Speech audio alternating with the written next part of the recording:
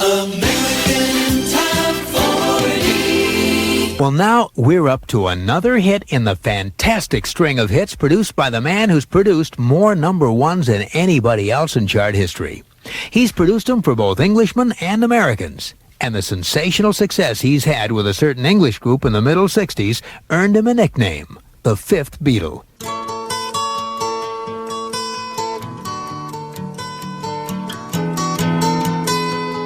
And to Beatle fans, that means George Martin. Now, George Martin, a tall, slender man with an elegant manner, had been known for his production skills long before he met the Beatles. He'd already been with the huge conglomerate EMI for 12 years. He was 36 years old when the Beatles auditioned for him in 1962. Well, George heard something in their music that several other labels had passed up. George Martin signed him and proceeded to carve out a very deep place for himself in pop music history. He produced all the Beatle albums except Let It Be, which he co-produced with Phil Spector.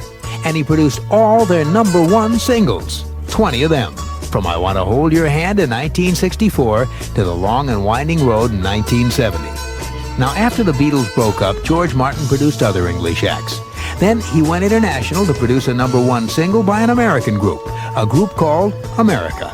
Their number one song, produced by George Martin, was Sister Golden Hair in 1975. And that took George's grand total of number ones to an incredible 21. More than any other producer in chart history.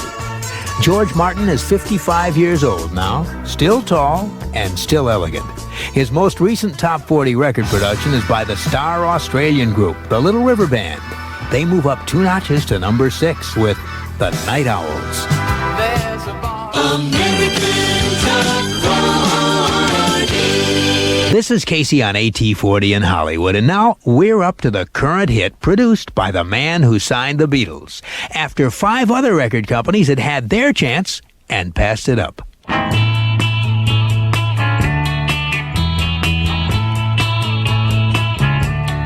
"20 years ago, the Beatles had made a small name for themselves in their hometown of Liverpool and in Hamburg, Germany.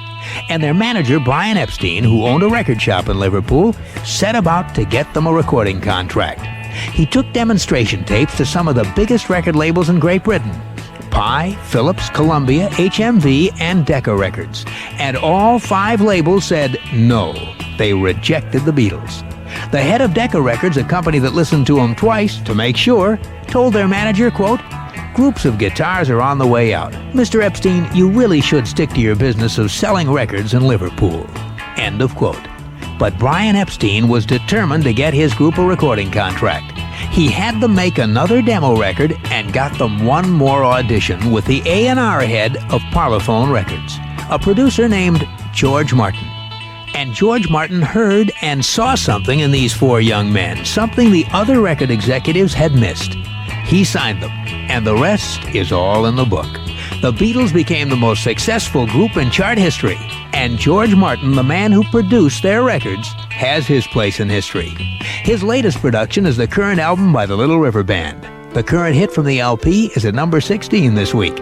Produced by George Martin, here's Take It Easy on Me by the Little River Band. It used to be so easy.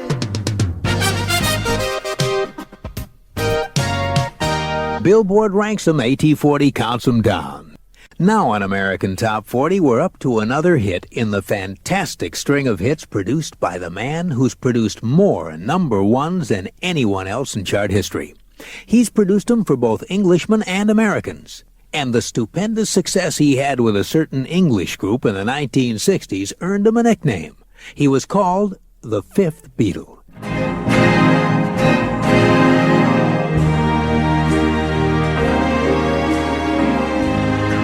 And to Beatle fans, that means George Martin.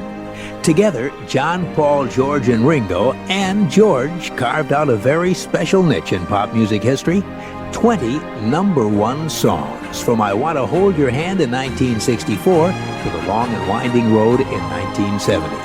After the Beatles broke up, George Martin produced a number one song for an American group, the 1975 hit Sister Golden Hair, for the group called America. Most recently, George Martin reunited with former Beatle Paul McCartney to produce Paul's records, including 2 more number ones. Ebony and Ivory, and Say, Say, Say. That brings George Martin's total to 23 number ones that he's produced. At age 57, he continues being a super force as a record producer. Here's another hit he produced for Paul McCartney. At number 25 and moving up, it's So Bad. The hits from coast to coast.